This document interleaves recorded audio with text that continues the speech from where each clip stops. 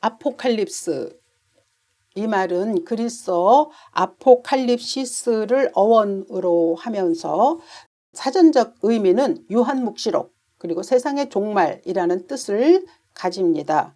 묵시라고 하는 것은 신이 계시를 통해서 세상의 종말이 드러냈음을 나타낸다라고 하는 뜻인데, 이 요한묵시록이 바로 성경의 요한계시록입니다. 다시 말해서 이 요한계시록은 하나님께서 특별한 사람, 즉 요한인데요. 그 요한을 통해서 인간으로서는 알 수 없는 우리 인생의 종말, 또 인류의 운명, 그리고 또 새로운 세상의 도래, 이것을 알려주셔서 사람들에게 전하라고 하는 그 내용입니다. 사람들은 꽤나 많이 이 아포칼립스, 즉 종말에 대한 호기심을 가지고 있죠. 그래서 이에 대한 영화도 많고 소설이나 만화 등이 참 그들의 그 풍부한 상상력에 의해서 여러 가지로 표현이 되기도 합니다. 뿐만 아니라 과학자들도 종말을 무시하지는 않습니다. 다만 과학자들의 견해로는 전염병이나 또는 핵전쟁, 또 기후변화 등이 지구의 종말을 가져올 것이다, 이렇게 예상하고 있을 뿐이죠. 그런데 이제 이 아포칼립스를 주제로 한 모든 이야기들은 호불호가 좀 갈립니다. 좋아하는 사람은 무척 좋아하지만 또 별로 좋아하지 않는 사람들도 많이 있죠. 그 소재에 따라서 사람들이 이제 그렇게 생각하는데, 이것은 그리스도인들도 마찬가지인 것 같습니다. 성경이 분명히 종말을 말씀하고 또 예언하고 있습니다.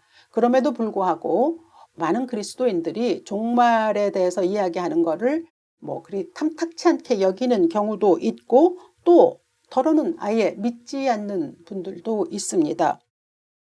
성경의 가장 마지막이 요한계시록이라는 것은 그만큼 중요하다는 뜻 아니겠습니까? 그런데 이 계시록이라는 게 듣기는 많이 들었지만 그렇지만 아는 게 별로 없고, 그리고 또 교회 밖에서 이제 소위 이단들에게는 많이 엄청나게 전해졌지만 정작 정통 교회 안에서는 말해진 게 거의 없는 그런 본문이기도 합니다. 이단에서는 계시록이 단골 메뉴이죠. 근데 그 이유는 뭐냐면 자기들 멋대로 해석을 해서 사람들을 끌어당기기가 쉽기 때문에 그렇게 했었습니다. 그런 까닭에 칼빈 같은 사람도 성경 66권을 주석하는데 요한계시록은 하지 않았습니다. 임의의 해석을 하지 않겠다라고 하는 조심스러운 행동이었겠죠. 그렇다고 요한계시록이 전혀 알아듣지 못하는 그런 이상한 책은 또 아닙니다. 계시록이 무엇을 말하는지는 요한계시록 1장 1절이 분명하게 알려줍니다. 예수 그리스도의 계시라, 이는 하나님이 그에게 주사 반드시 속히 일어날 일들을 그 종들에게 보이시려고 그의 천사를 그 종 요한에게 보내어 알게 하신 것이라. 예수 그리스도께서 보여주시는 계시라는 거죠. 계시록은 거의 모든 장이 쉽지는 않습니다. 그렇지만 그 이해가 가지 않는 상징으로 이렇게 표현되는 그 말들을 자의적으로 해석하지만 않는다면 종말의 때를 살아가는 사람들에게는 가장 지혜롭고 거룩하게 보낼 수 있는 그런 말씀이 되기도 합니다.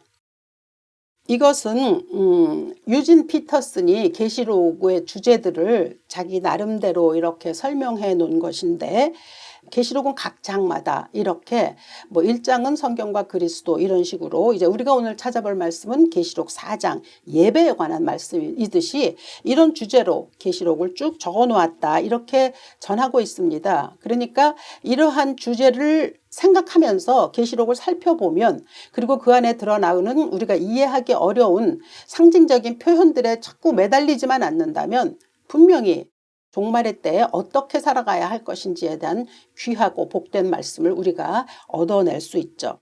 오늘 본문 말씀은 4장입니다. 즉 예배에 관한 말씀이죠. 근데 4장 1절은 무엇이라고 되어 있냐면 이 일 후에 내가 보니 하늘에 열린 문이 있다라고 시작합니다. 여기서 이 일이라는 건 2장과 3장에서 예수 그리스도께서 소아시아의 7 교회에 요한을 통해서 각기 귀한 편지를 보내셨습니다. 그러니까 그 편지가 주어진 다음이다라고 하는 뜻입니다. 이건 다시 해석하자면 교회들에 예수께서 편지를 보내셔서 각자 책망도 하시고 또 잘했다고 칭찬도 하셨거든요. 그러면서 바로 이어서 이제 4장부터 20장까지는 이제 종말에 있을 참 두려운 일들이 많이 적혀 있습니다. 심판에 관한 일들도 적혀 있고 그렇거든요. 그러니까 4장부터 20장까지 마지막 때에 일어날 일들에 대한 것을 보여주시기 위해서 가장 먼저 말씀하신 것이 4장의 예배입니다. 그러니까 그만큼 교회에서 예배는 가장 중요하다라고 하는 가르침을 주시기 위함이죠. 오늘 우리는 예배를 드립니다. 뭐 최소 많이 드리는 분들은 수요 예배, 금요 예배 다 뭐 참석하기도 하고 새벽 기도도 가시고 하지만 최소 일주일에 한 번 주일은 예배를 드립니다. 그런데 우리의 마음이 예배를 드릴 때 우리의 마음이 어떠할까라고 하는 것을 오늘 본문을 통해서 좀 찾아보고자 합니다. 그냥 막연하게 드려지는 건 아닌가. 또 습관적으로 주일이 되었기 때문에 그냥 드릴 수 있는 이러한 조심스러운 그러한 또 태도를 찾아보아야 할 것 같습니다.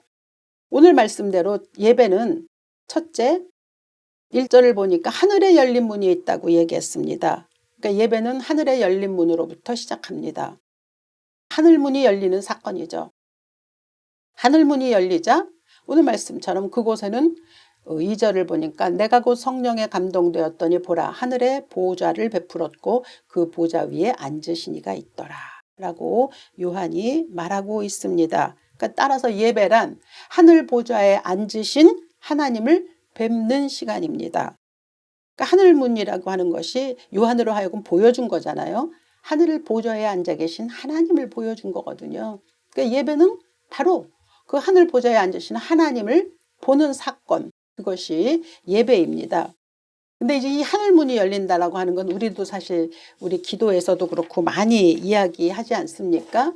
특히나 뭐 사업이 경영이 잘 되었으면 좋겠다는 바람을 가지고 있을 때 또 어떤 일이 형통하기를 바라는 그런 생각이 있을 때 하늘문을 열어주시옵소서라고 기도를 많이 합니다. 그리고 저도 그런 기도를 많이 해왔었습니다. 근데 이제 오늘 이 말씀을 보자니까 하늘문이 열리는 사건은 어떤 개인의 요구가 성취되기 위해서 우리가 하나님 앞에 드려지는 간구로서 쓰이는 것은 아니라는 걸 발견해서 저도 좀 이제 조심해서 그렇게 기도는 하지 않아야겠다는 생각을 했습니다.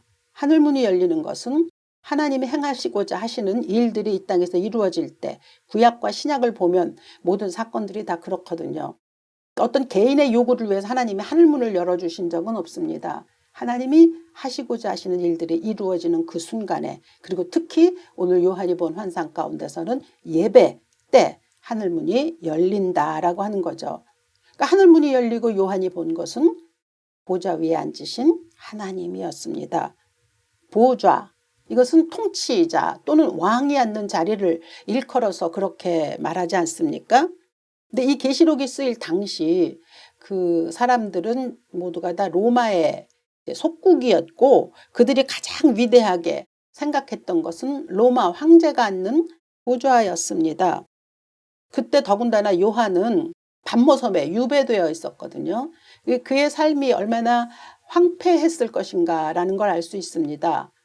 반모섬은 지금도 성지순례를 가려고 마음먹으면 그 해상의 환경에 따라서 함부로 갈 수 없습니다. 그토록 유배지로서는 아주 열악한 곳인데 그곳에 가 있는데 그에게 하늘문을 여시고 하늘 보좌에 앉으신 하나님을 보여주셨기 때문에 요한은 그 하늘 보좌를 보면서 자기는 로마의 황제에 의해서 유배되어 와 있지만 전혀 새로운 힘을 얻었을 것이라 이렇게 생각합니다.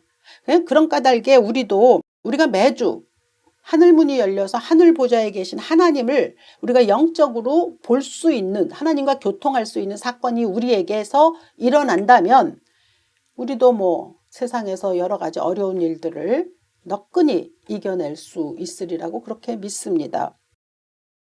그러니까 예배란 하늘문이 열려서 하나님께서 당신이 보좌에 앉으신 것을 우리에게 보여주시는데 우리가 그걸 볼 수 있는 방법은 오직 성령의 감동으로입니다. 그러니까 모든 예배의 중심은 하나님이어야 되는 거죠. 사람이 아닙니다. 하나님을 배웠고 그리고 그분과 교통하는 것, 그것이 예배의 본질이죠. 이제 우리 디바인 교회는 한 달에 한 번 이렇게 오프라인으로 드리는 것 말고는 이제 거의 매번을 온라인으로 예배를 드립니다.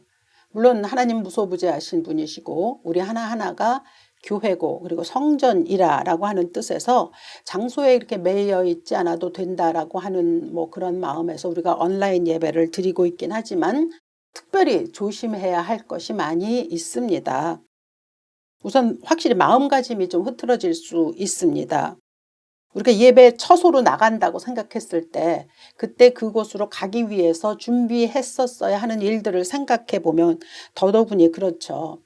또 우리가 일상의 삶에서 중요한 사람을 만나고자 할 때는 정장도 갖추고 또 마음가짐도 좀 보통 때와는 다르게 해서 최소한의 또 어떤 땐 최대한의 예의를 가지고 대하지 않습니까?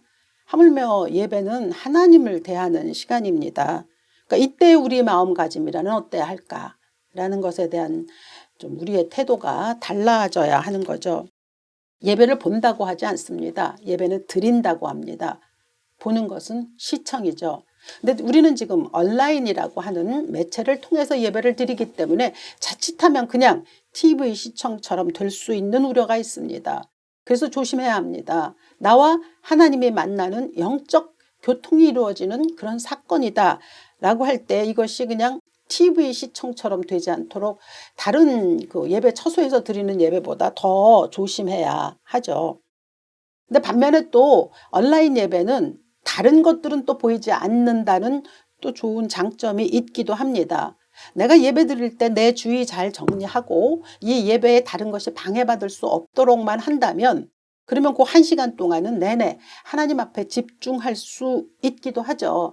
그러니까 아무도 끼어들지 않고 그냥 하늘의 하나님 그리고 땅에 나 이렇게 연결이 되고 교통할 수 있는 거룩하고 복된 시간으로 만들 수 있다는 점에서는 또 우리가 굉장히 좋은 점이라고 생각할 수 있는 거죠. 왜냐하면 우리 예배 처소로 나갔을 때 물론 이건 저의 경험이기도 합니다.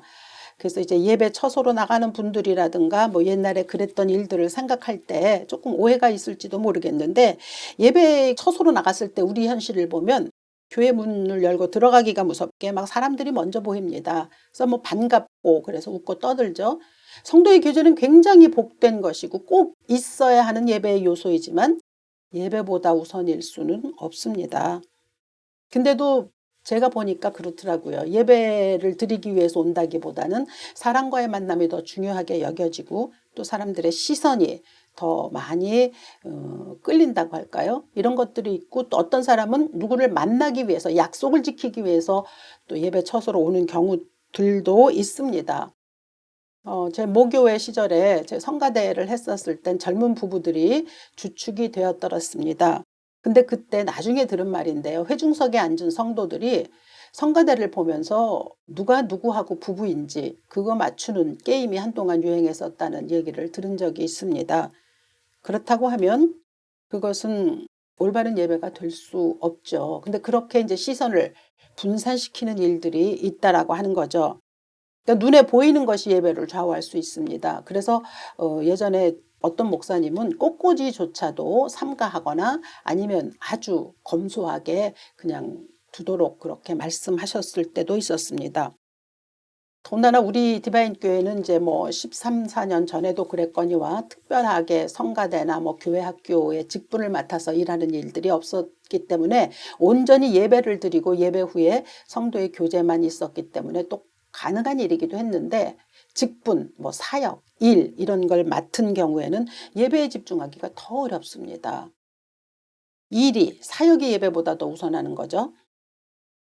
저를 키워주셨던 돌아가신 이중표 목사님께서는 교사들이 아이들하고 주일학교 예배를 드릴 때 꼭 먼저 7시에 자신의 예배를 드리도록 그렇게 가르치셨습니다. 그리고 굉장히 엄격하셨습니다.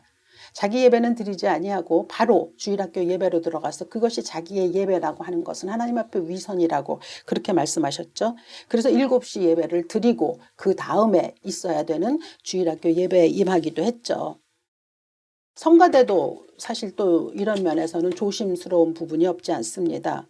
왜냐하면 성가대에 앉으면 일단 회중석이 보이잖아요.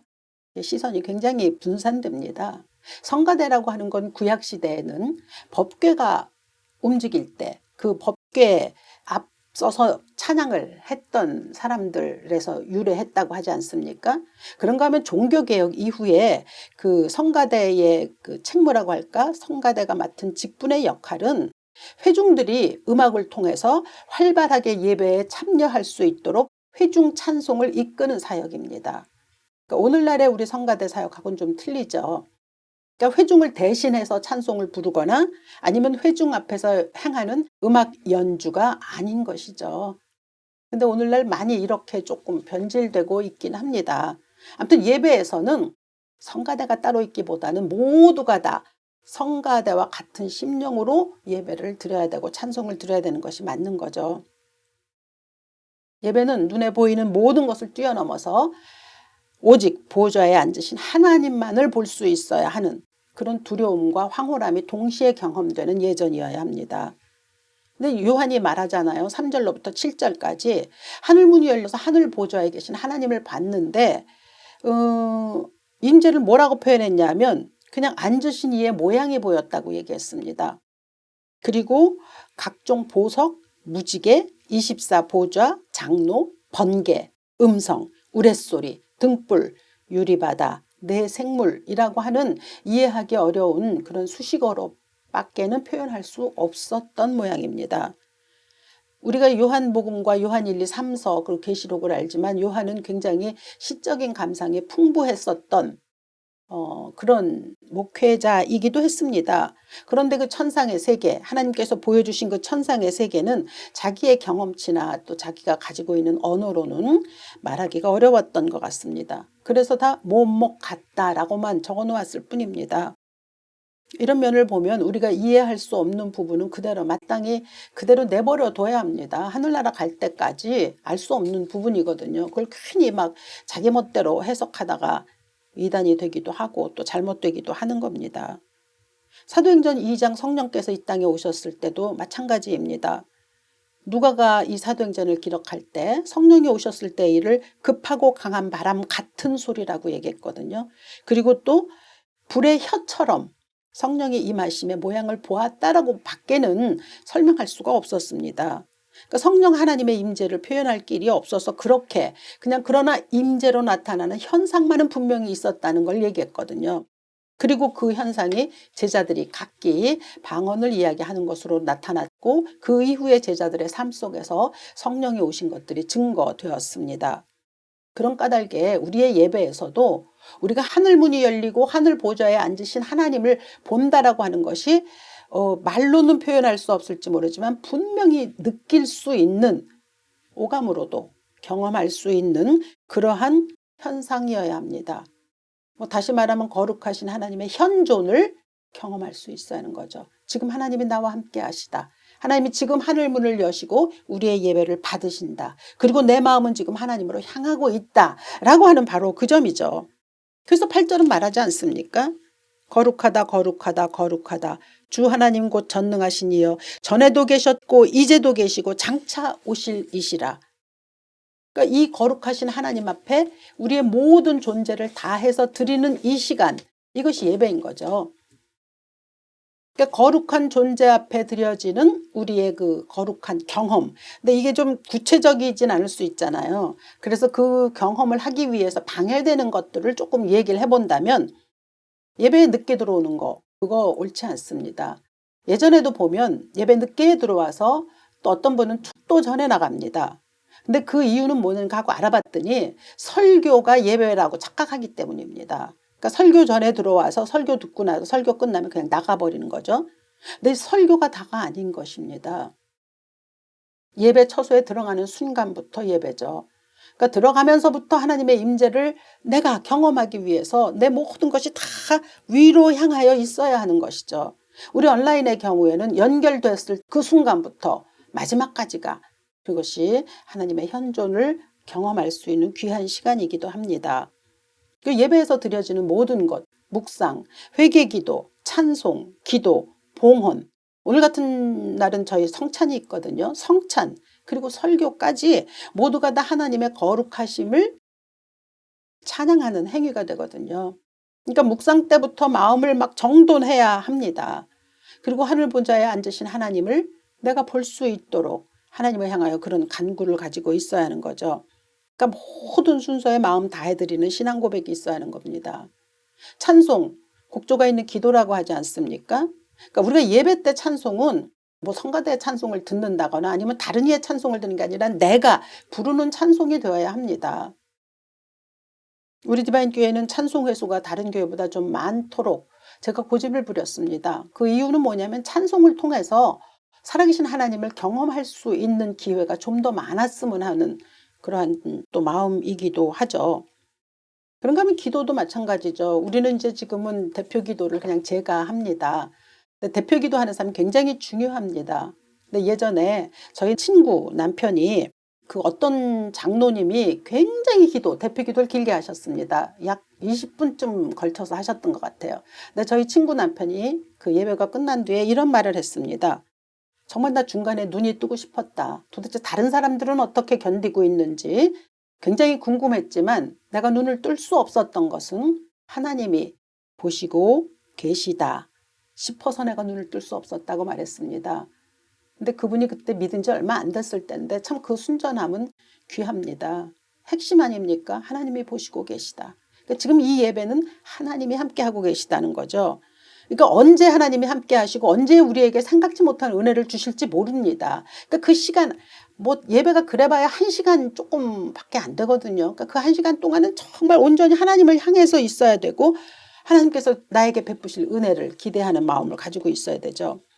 근데 우리의 믿음의 연륜이 좀 길어지면 길어질수록 이런 순전함은 조금 사라지는 것 같죠. 매주 드리는 예배지만 인생에 이게 오늘 내가 마지막 드리는 예배라는 심령으로 그렇게 절박한 마음이 사실은 있어야 합니다. 그래야 온전히 우리의 영혼이 하늘 보좌 위에 임할 수 있게 되는 것이죠. 그리고 그때마다 하늘 문이 열리는, 그래서 하나님께서 기뻐 받으시는 예배가 될 수 있어야 하는 것이고 그 경험이 우리에게 있어야만 그 예배는 거룩하게 하나님 앞에 드려지는 예배가 됩니다. 그리고 이러한 마음을 가지고 하나님 앞에 섰을 때 하나님께서 분명히 역사하십니다. 하나님 우리에게 좋은 걸 주시고자 하시는 하나님이시기 때문에 우리의 마음이 하나님을 향하여 있기를 간절히 원하면 하나님께서 분명하게 그렇게 허락하십니다. 예배는 그렇게 하늘문이 열려서 하늘 보좌 위에 계신 하나님을 보는 예배이기도 하지만 동시에 10절에 있는 말씀처럼 보좌에 앉으신 이 앞에 엎드려 세세토록 살아계시는 이에게 경배하고 자기의 관을 보좌 앞에 드리며, 예배는 자기의 관을 하나님 앞에 드리는 그런 행위이기도 합니다. 여기서 보면 장로들이 자기들이 받은 금관, 면류관 이렇게 표시가 되어 있는데 그것을 벗어서 하나님께 드리고 엎드려 하나님을 경배했다고 그러거든요. 그러니까 예배는 하늘 보좌에 계신 하나님을 경험하는 일이기도 하지만 동시에 하나님이 주셨던, 우리에게 베푸셨던 그 은혜, 그것은 무엇으로든지 표현될 수 있습니다. 몸일 수도 있고 마음일 수도 있으며 시간일 수도 있고 물질일 수도 있습니다. 그것을 그대로 하나님 앞에 드리는 시간, 그것이 예배에 이루어지는 우리의 거룩한 하나님 앞에 마땅히 드려야 하는 일이기도 합니다. 하나님께서 주신 것을 그대로 하나님 앞에 드리는 그 일들이 우리 모두에게 있어야 합니다. 그러니까 이런 면에서 예배는 주일이 왔으니까 내가 해치워야 하는 어떤 과제 아니고요. 또 우리가 편하자고 드리는 숙제 이런 거 아닙니다. 장차 우리에게 허락될 천국이 지금 현재 시제로 들어온 시간, 장차 우리가 천국에 가서 하나님 앞에 예배드리는 그 거룩한 그 놀라운 영적인 놀라운 일들이 지금 현재의 우리 시간에 임하는 것이 예배입니다. 쉽게 얘기하면 종말을 현재에서 연습하는 것이 되는 것이죠.